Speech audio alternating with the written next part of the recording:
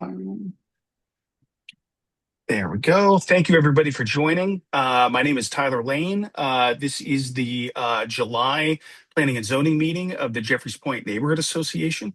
I'm joined today by fellow board member Andrew Pike, and also soon to be fellow board member come September, Claudia Sorsby. Thank you guys for joining. Today, we're here to talk. This is our second meeting for 11 Cheever Court. We hope to hear some new additional information about the upcoming plans for the property. I do want to sort of lay out a couple of things about how I kind of want this particular one to go since this is our second meeting. Everybody kind of in the meeting now, I'm just looking at the list of participants. I don't think anybody's new to this particular project or to kind of what's been going on with this particular project. So I'm going to ask Frank when he starts kind of speaking to just give kind of a very basic, brief overview, kind of with a thought that we've discussed this already. And just so that everybody else is aware on the call, I know I've talked individually with some folks about this. But today I really want to just kind of focus on hearing any new information from the property and sort of asking questions about kind of the new information we find out. We kind of went over in the prior meeting a lot of people's thoughts on the project, and I think those were already sort of well stated, and I think we kind of are well understood about that. Just so that everybody else is aware, this project will go at some point to a voting meeting, a full monthly meeting. We'll have them come back, present the project to a full membership voting meeting, at which point everybody who has something to say about that project will be able and afforded the right sort of to say something either in support or against the particular project at that meeting. So I want to make sure if we don't necessarily kind of rehash concerns today, your concerns will be heard in front of the larger sort of voting audience. So I just want to make sure everybody's kind of aware of that. Also, to reiterate, this is kind of the way we do it. We have folks come to us to our planning and zoning meeting. We ask questions so we can best fully understand what's going on with the particular project, and then we move forward. Kind of once our questions have been sort of satisfactorily answered, we kind of move on to a voting meeting where we all vote on it. And everybody, we do have some requirements. You have to attend one of our last three monthly meetings to be eligible to vote. You have to be a resident of Jeffreys Point. You got to, live within our particular catchment area to vote. But just so that everybody's aware on all sides of the particular issue, the way that we kind of have chosen to do it as a neighborhood association, and each neighborhood association is different, and they're kind of free to kind of do as they please. But we vote. We vote on these particular projects. One valid resident vote, provided you meet our criteria. Per person. So just kind of keep that in mind. You don't have to kind of convince me on a personal level, other than the fact that I'm a voting member, but just one of many, or any of our other board members. You know what I mean? It's just we're kind of talking as the group here. So, with that in mind, I did start the recording. I also forgot to say all of these recordings are available at jeffreyspoint.org. These are hosted on YouTube. You can get to these YouTube recordings via our website. We have been a bit lax in uploading those videos. However, we just got a back batch uploaded, and we'll be a little bit more diligent about that moving forward. So thank you for that.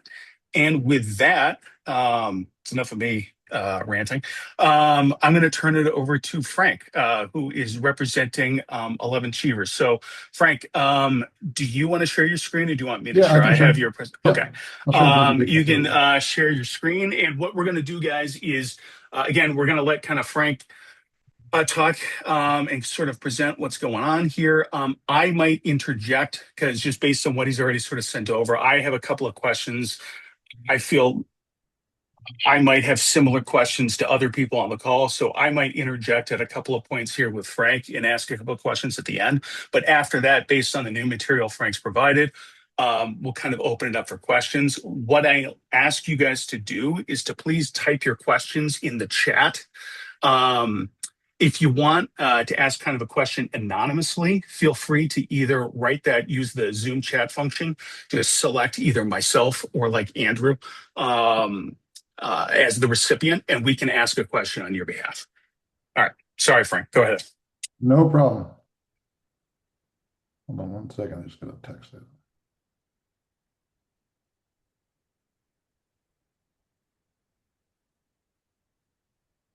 Sorry. No worries. All right. So 11 Cheever Court, I'm going to try, as Tyler asked, I'm going to try to avoid rehashing anything that we've already talked about. I will give a quick summary just for those, if there's anyone new here. So my name is Frank Knippenberg. I represent the project owners and builders.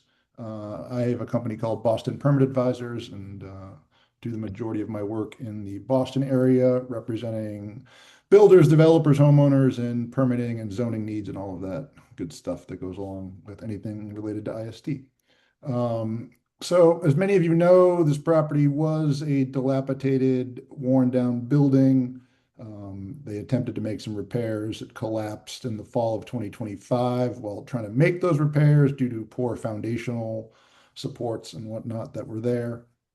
There was a single family home at the time. The only record of occupancy on file at ISD is for a three-family, although it is a couple hundred years old, but it is nonetheless the last long form ISD has on file.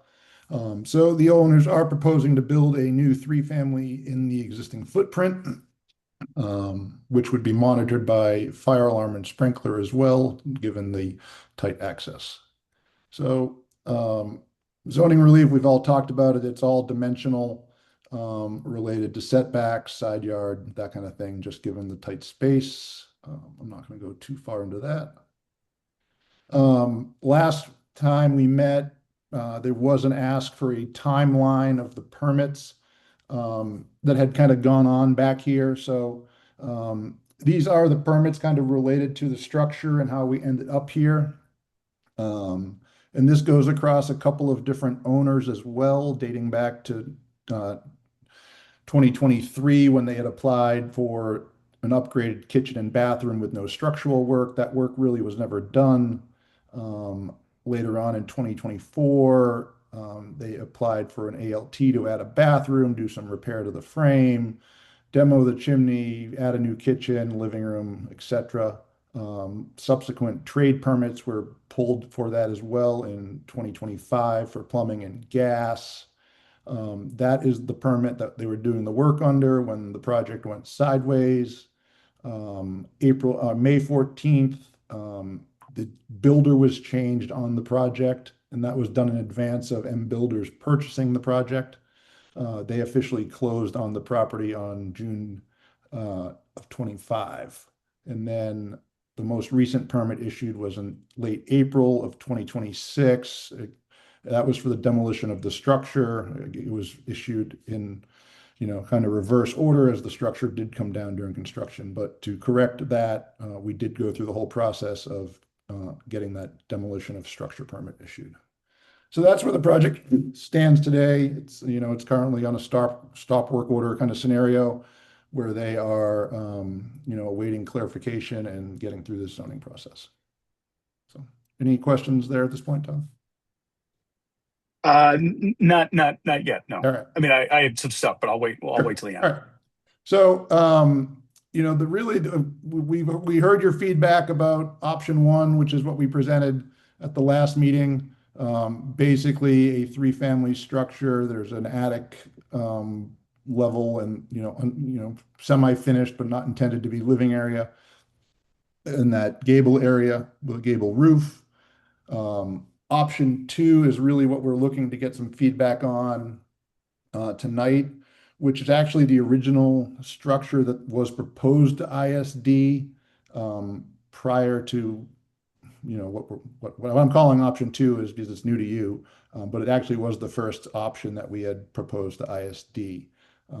So still a three-family structure, still 4 levels. It is a foot shorter with a flat roof, which I think will be a little more unimposing in the area. There is a deck off the back, right? So there's each floor would be a two-bedroom unit. The third floor would be two bedrooms with a bonus room on the fourth with a walkout deck into the rear of the property. But it is a flat roof and it brings down the overall height of just about a foot, so a little more than a foot. So that is really where we're at and what we're trying to get your feedback on so we can try to get this thing back on track. Sure. All right. Thank you, Frank. Appreciate that. I think a couple of things kind of where we're at from a neighborhood Sure. association point of view at this point is, in order for us to really sort of move forward, this option two, I think I could probably speak for the neighborhood in the sense that, I think that's a foot shorter. That certainly would be probably more palatable, based on the feedback from the prior meeting and stuff. As for, can you go back to the variances requested, please? As for the relief, in terms of the building height and things like that, and the setbacks and things, and actually, can you go up one page, I think, to the original? Yeah, like, build new family on existing footprint. My concern is, the existing footprint is what was put there, obviously, prior to, which we've already covered, prior to any sort of permission. So we don't really kind of know what the prior existing building, like the height, the how that was on the lot and things like that.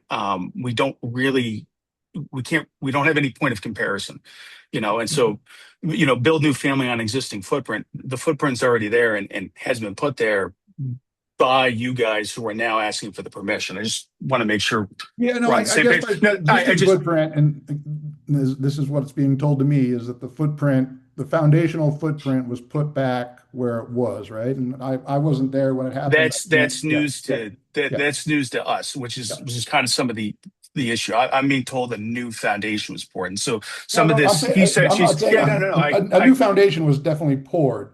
okay. What I've been told by the people involved is that it was done in the same place. The lack of, I guess the building frame was, the lack of foundation was there. So, Fair. I mean, I'm yeah, not on site. I'm not yeah, in a butter agreed. personally, Yeah, so I can't. But the point is that that's something that's sort of in dispute. yeah, And if you go down to the last, or to your last page with that sort of second option, sort of in us to move forward from a neighborhood association point of view, like this isn't what you would just submit, I'm assuming, to the zoning board of appeals.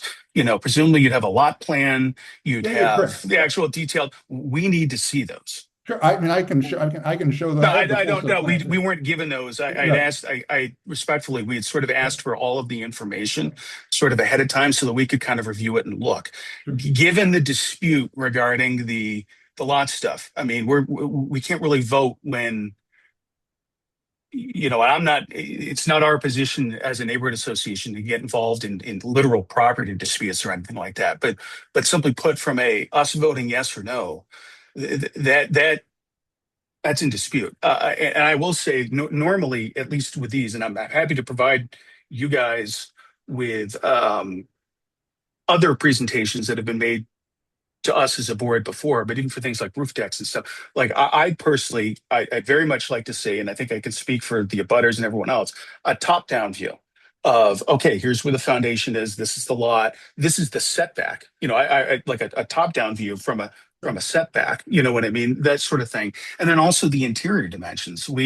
A number of other projects in the neighborhood that have come in front of us recently, we've had neighborhood concerns with them potentially being undersized, and we've ended up approving those particular projects. But we certainly understand, as neighbors and stuff, that builders, purchasers of these properties need to make money, and you do that by selling units. But there are a number of units in our neighborhood that are sitting empty simply because they're too small and things like that. That's all of that to be said, that our decision making would be exponentially easier if we had that particular information. I think we're more than happy to. I think the option two would certainly be more palatable. Um, uh, Option two would be certainly more palatable, but we would like to see um, those additional drawings and that additional information. I do also want to say I am getting notifications from the direct abutter that the foundation footprint has been expanded in every dimension compared to the structure that was demolished. So that is a point. And again, it's not the neighborhood association's position to adjudicate that particular dispute, but that is in question. And so we need to see more detailed information um, before we move forward. Also, I mean, I think we also asked the last time, I'd like a little bit more of an understanding as to how this chain of events transpired in the way that it did. Was it just a simple case of we've never done this before and we didn't know?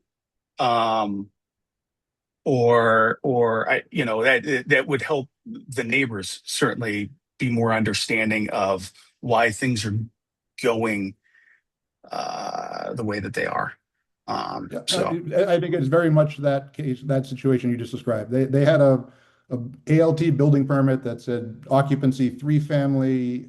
Things went sideways. They proceeded to go and try to correct it. And as I said last time, actions were definitely taken that should not have been taken in the order they were taken. And I think we all admit that on this side. So okay.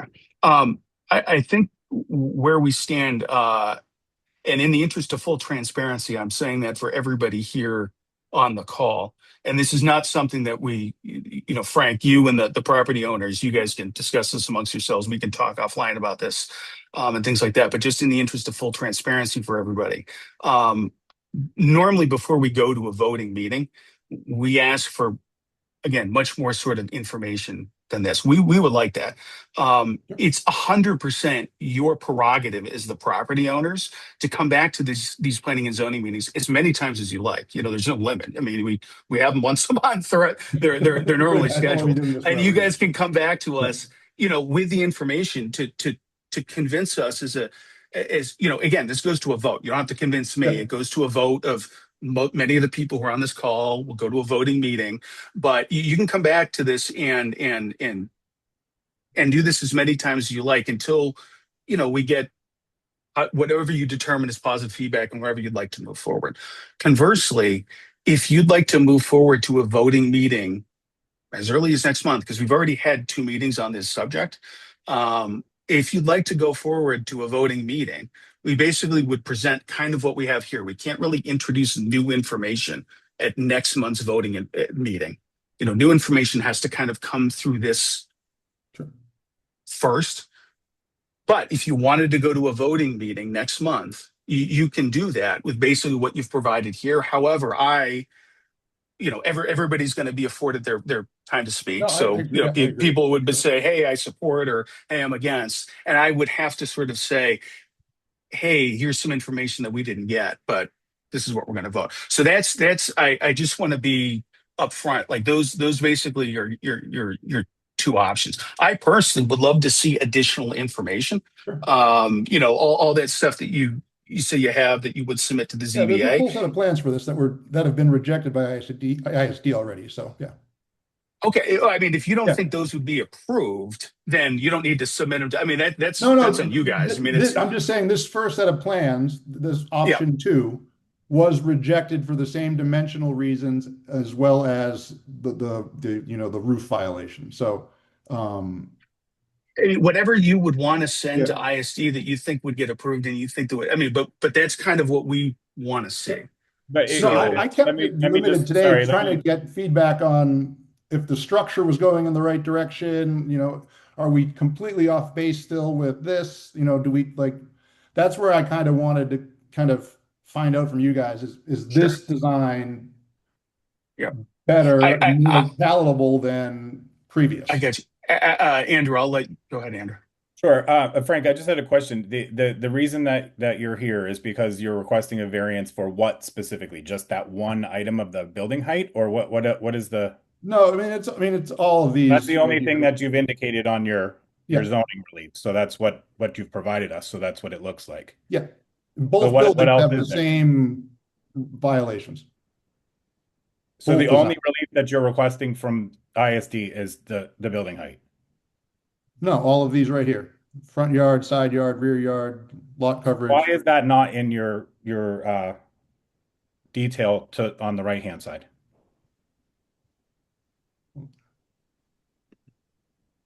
So see where it says relief required on the right-hand side, where it says yes, no, EN, Yeah, hang on. I'm gonna which would be, navigate this here. Because it was presented to them as it being existing non-conforming. This chart came from the plan. This was the feedback from ISD that it does not conform and we need to get relief. So Okay. this block here I on the feel right was presented to the ISD by the architect saying, hey, this is an existing non-conforming condition. but ISD, they're now telling you that it was rejected for those reasons, even though yeah, on you're the left stating side, it was correct. existing non-conforming. Yep, correct. You understand that this is very confusing. This whole situation is very confusing. I Well, completely, normally what we're presented with is exactly what what you've been rejected by ISD and what you're asking for. And so that we can make a decision as a neighborhood as to whether we feel is the zoning relief is appropriate. We just redid the entire zoning in all of East Boston and pretty much the whole city, I believe.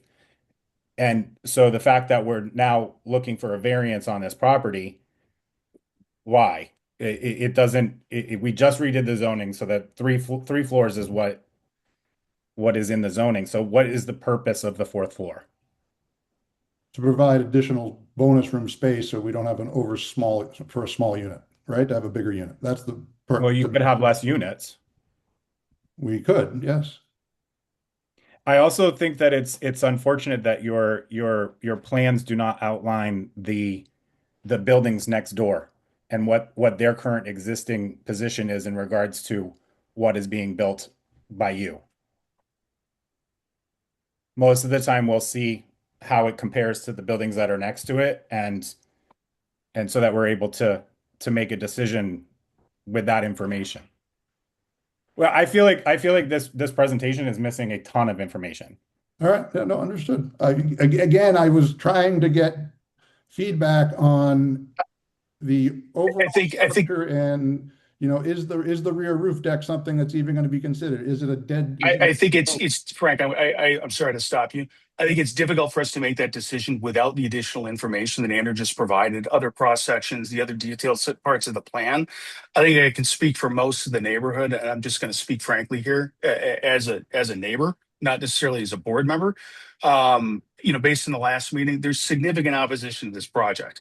I think people, quite frankly, every neighbor would rather see the building that was put up again prior to any notice. I mean, we don't, that wasn't approved. The plans for it, the framing, that wasn't approved. Again, there's a dispute as to whether or not the foundation's actually encroaching and on a different footprint. Um, Was a site survey done of this property? yes, And where is that? I'll provide it to you the next time. Okay. yeah, I mean, we need this information in order to make an informed decision. I think again, most people would rather the building be torn down and started from sort of scratch. Obviously, we're not we haven't voted on this. We're not telling you to do that like that. I want to be very clear. Of these two options presented, I think the one that's on the screen right now, option two, would be the more palatable. That's not to say that people would like that No, or agreed. approve it or anything like that. I think that would be more palatable. To Andrew's point, apparently, given the existing non-conforming lot, if all the only variance we're actually asking for is one additional level, could lop off a level and we could save the time here. But if we need to have that fourth level, in order for us to weigh in on it, we need that additional information. We need all those those lot surveys. We need that detail. And if you guys, and again, we could talk about this offline, but if you guys want, I'm more than happy to send over some other presentations for other properties in the neighborhood that we've had with that kind of detail that we're looking for. I think it would also be helpful if that Excel type of thing that you have on this zoning relief required was updated with I understand it's over on the left-hand side, but keeping it all together in one place and stating yes, no, because right now the way that this look reads to me, especially because it's so tiny on my screen, is is only you're only looking for zoning relief of the building height. And Yeah. I Well, that's believe what we that were because looking for, and I'm trying to the share what building was shared came with down, the ISD. building Yeah. that was there, so then it's no longer existing non-conforming because the building is no longer there.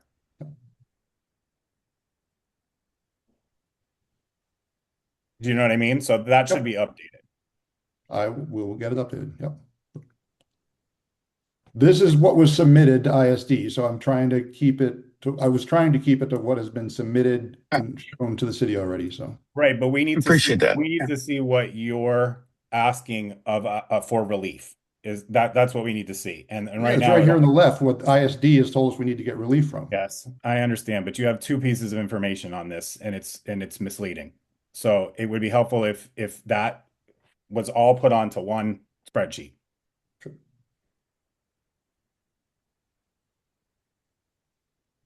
And then do you have plans where it shows the buildings next door?